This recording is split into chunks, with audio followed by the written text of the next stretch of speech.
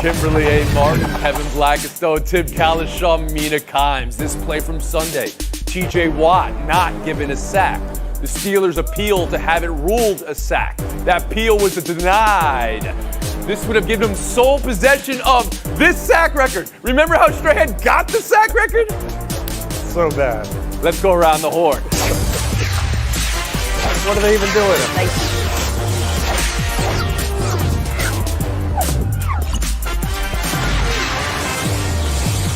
Whether Mac Jones has hit a rookie wall, that was a question asked earlier this week in a column from Mike Reese, ESPN.com. Teams with rookie quarterbacks, 6-17 in the rookie's first playoff start. While you chew on that, take a listen to Bill Belichick on what he's thinking going into Saturday night, third matchup with Buffalo.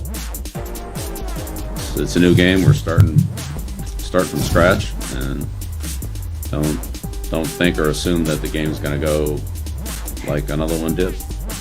Mina, how do you hear that? And how do you see this matchup for Mac Jones, a rookie quarterback on the road, first playoff game?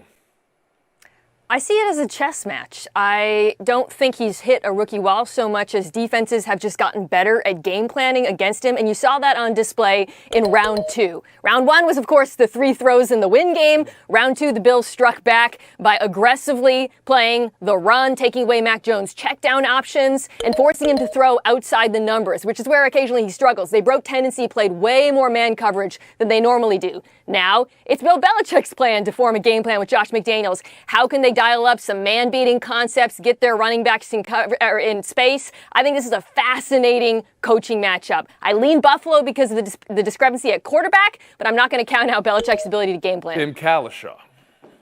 You know, I think Belichick's saying, I know we won when Mac Jones only threw 3 passes. Don't expect that. I might let him throw 5 or 6 this week if things go well. Because that's what he would love to do. Not that he really wants to limit him that much, but he would love to make it a running game for his team and have his defense win the turnover battle. And, you know, these are the 2 best pass defenses. It's going to be about 0 degrees. It's going to be very difficult to score points. I think that's fine with Belichick. Yeah. I think that kind of evens up this game. Buffalo's a better team. But this is not normal conditions. I think it makes it about a toss-up. Kevin, if I can ask you more specifically, how much credence do you put in the 6-17 record for rookie quarterbacks in their first playoff start? Well, I put a lot of credence in it because, as Bill Belichick said, this is back to scratch, right? Back to square one. And what he means by that is I'm taking a rookie quarterback into a situation in which he's never been, into a situation in which I've never coached him, and on the road in a hostile weather environment. So it makes a big difference. And not only that, he also knows that, back to what Mina was saying, that the last time they played the Bills on 31% of their pressures on Mac Jones forced him to throw 2 for 10, only 41 yards, an interception, and a sack. So they've got to do a great job in trying to make Mac Jones comfortable in the pocket. And Kimberly A. Martin. Yeah, you know, the rookie wall question. I mean, how do you say a kid who went 9 for 9 for 121 in the fourth quarter has hit a rookie wall? I think when you look at the Patriots, what they do is they run the football, they play great defense, try to get takeaways, and not put too much on Mac's plate. So, yes, he's a rookie. I've seen a rookie quarterback win playoff games. Mark Sanchez. It's been a long time, but it's doable. Belichick is also, I think, 4-5 in road playoff games. So if you're going to put credence into stats, you can find stats that'll tell you anything. So with these 2 teams, they're division rivals. So the new wrinkles, you're not going to be able to do too much. The Bills know the Patriots, and everybody understands that with this Patriots team, you got to stop the run and force Mac to make mistakes. How do you think Patriots fans feel about Mac Jones, Mark Sanchez comparison that Kimberly just gave us right there? Mina, I'll let you get the last word on this, but I have another question about this game. Go ahead. We've talked a lot about Mac Jones now, but I think on the other side of the ball, this is much about the Patriots' pass rush, which has waned in the second half of the season, their ability to contain Josh Allen, particularly on the ground. I cannot emphasize enough. He has been a nightmare for opposing defenses using his legs, and it's going to be an issue for New England. We had Tim Kalishaw on the Doppler AccuWeather forecast weather team say it was going to be about 0 degrees in this game. There's been some discussion about the temperature here and how it's going to play out in this affair and things you could do to improve your performance. Do you guys know what I'm talking about? Here's Bart Scott on Get Up today. Oh, boy. Can I give you a suggestion for him? Josh Allen listening? Can people get this message to him? Viagra. Take some Viagra for the game, baby. That'll put that circulation going right. He's not joking? Question mark? I mean, that's what he said. It's about blood flow in the body. Let me say it this way. Belichick historically has been great in cold weather games, or the Patriots have under Belichick. The perception is the Bills have an advantage in cold games, but Mina, you have a stat about Josh Allen? Yeah, sorry, I'm still a little bit shook by that. Yeah, so Josh Allen has a 50% completion percentage in freezing temperatures, which is actually 40th out of 41 quarterbacks over the last 15 years. That said, it's only 5-game sample size, and I'm going to go back to what I said before, which is Josh Allen is going to use his legs in this game. He is dynamic on the ground, and I expect him to especially use them given the temperature. I don't think Kalisha or Blackistone want to weigh in on that first part of the conversation that Bart Scott was invoking. That's fine. I have to familiar with that respect concept? No. Haven't heard of that. No. All right. No. We'll be moving on. Cardinals-Rams, the Monday night game. Here's Cliff Kingsbury on what he expects from Kyler Murray in his first playoff game. I think this is what he's been waiting for 3 years. He's a guy who wants to be playing for something and knows he's playing for something, and this is his first shot at the playoffs, and I expect him to play probably the best game of his career.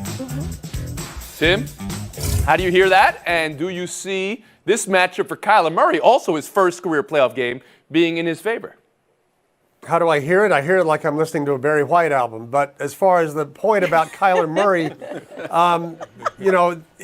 3 years, first playoff game. All I think Cliff is doing here is going around the part about they don't have DeAndre Hopkins. And that has bothered Kyler Murray. And he's trying to tell him, you can do this. You can beat good teams with what we have. You threw for 650 yards against the Rams in 2 games this year. You ran for 100 against them. The team split. They can still win this game without their best receiver. They've won a bunch of games without him. And he's just trying to say, Kyler, it's on your shoulders and you can do this. Mina Kimes, is that what you're hearing?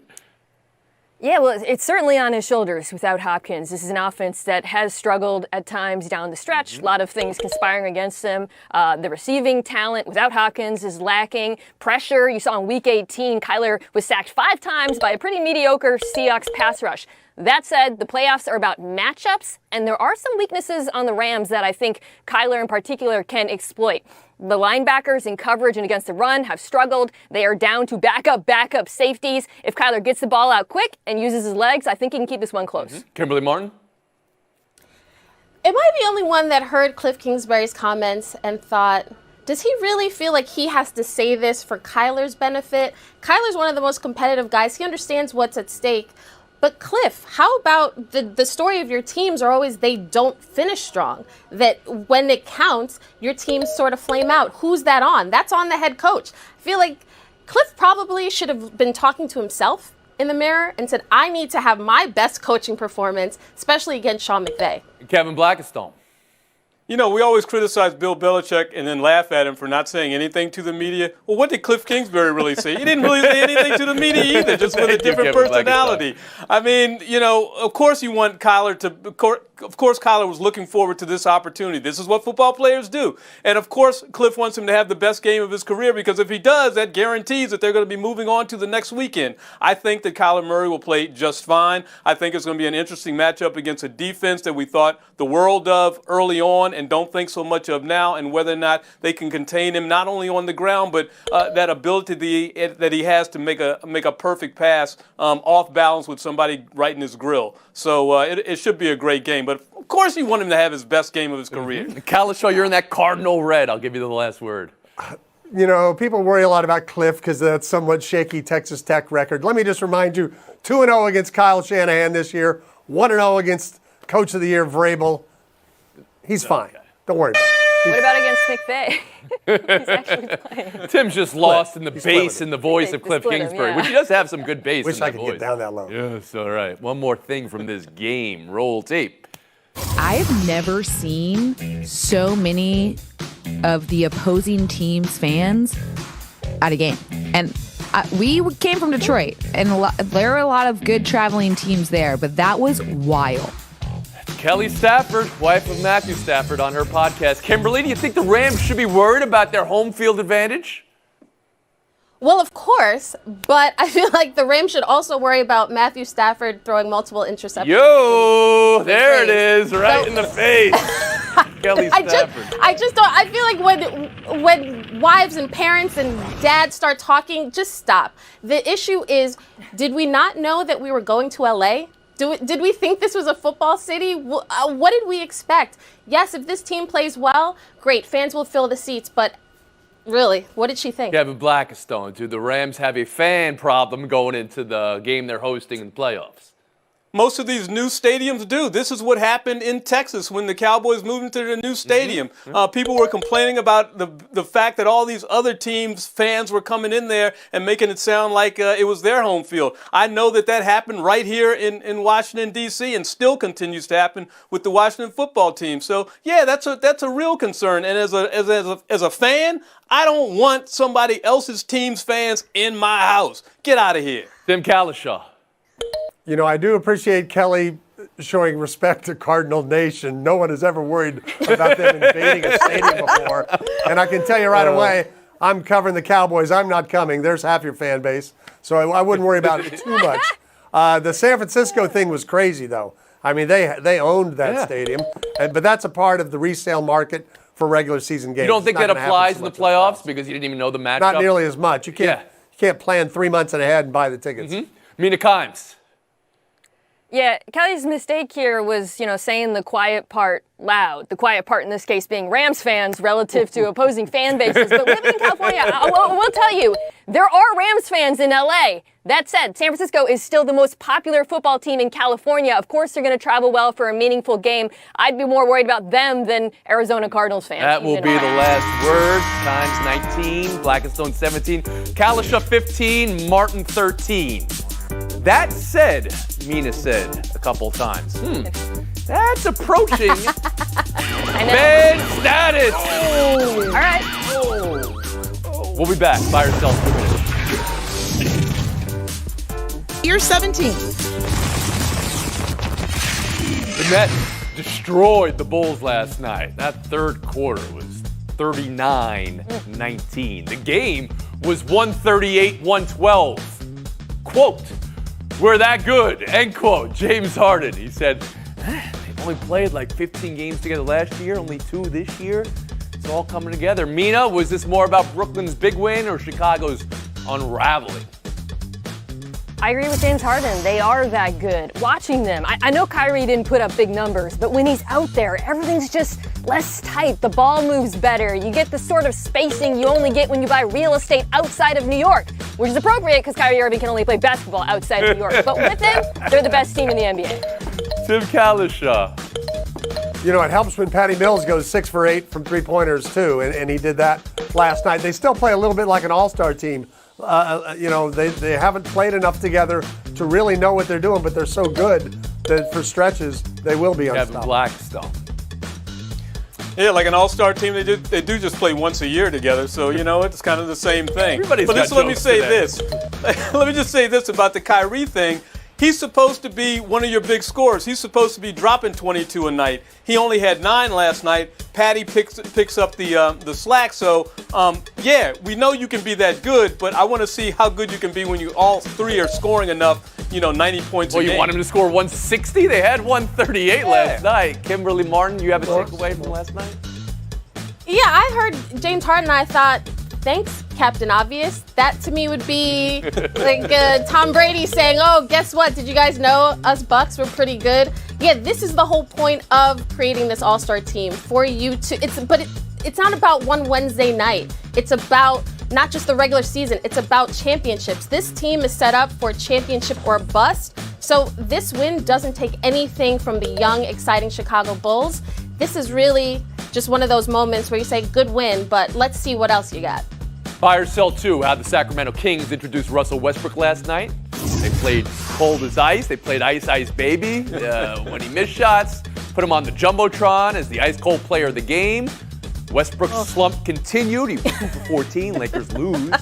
Here's Russ after the game. Man, who you telling? This nigga shot, boy. Yeah. KB, is that a low blow for the Arena PA, or is there no such thing as a low blow if it's true? No, there's no low blow if it's true. I can't believe they didn't come with the Commodores. He's a brick house. He's having a horrible year shooting the ball. What he needs to do is get back to what he did the best in this league for a long time, and that's just get to the rim with abandon. That's what he needs to do. Kimberly? Yeah, everything's on the table. Every insult. You got to shut people up. And based on Russell's response, he knows that he is not playing well. I would call it the LeBron effect. You were brought here for one purpose. What worked before, you got to switch that up. He just can't get, even the turnovers. That to me is the most disturbing thing. It seems like he's not shooting well, even though he's never been a good shooter. He's not shooting well. He's turning the ball over. Now, what is he, 4.1 turnovers a game? I mean, over his career, he's always turned the ball over. So, ice cold. This sounds like you're doing a 30 for 30 on Russell Westbrook here. Tim Kalisha, how about you? I would pick up the phone, call my man Scotty Brooks. He can't be too busy. Because the only time in the last 5 years Russell Westbrook has shot over 30% from three-point, it was in Washington. It was only 31-5, not a lot better, but it's the best he ever did. Amina Kimes, is it fair for the PA to get on a player like that, I guess, to get it back to the question? Call him ice cold. I think Bart Scott has a remedy for that. Look, I don't have any advice for Westbrook at this point. I hear what KB's saying about the playmaking and maybe eliminating some of the bad shots, but he is an anchor on this team. He is dragging them down. I don't see a solution, frankly. And it's striking to me that LeBron can score 34 points and we say, not enough because of Westbrook. Buy or sell 3. TJ Watt tying Michael Strahan's record with 22.5 sacks this season. You knew that already. Here's the play. Should he have gotten credit for a sack here in the first quarter? It was a botched snap, but was Huntley going to try to throw it afterward? Initially, Watt was credited with a tackle for a loss and a forced fumble. After the game, the Steelers appealed that decision, that it should have been a sack because the quarterback could throw.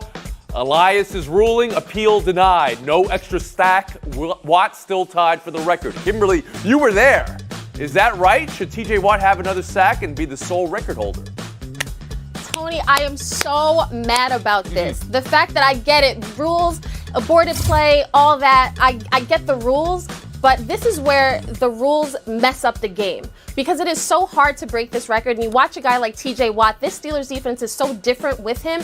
I talked to TJ after the game. He was shocked. We were all shocked in the press box. We were tweeting, there he goes. He broke the record. And now we have to take the tweets down because it's only a... Okay, well, you're not the victim here because you had to take your tweets down. Let's go to Mina Kimes.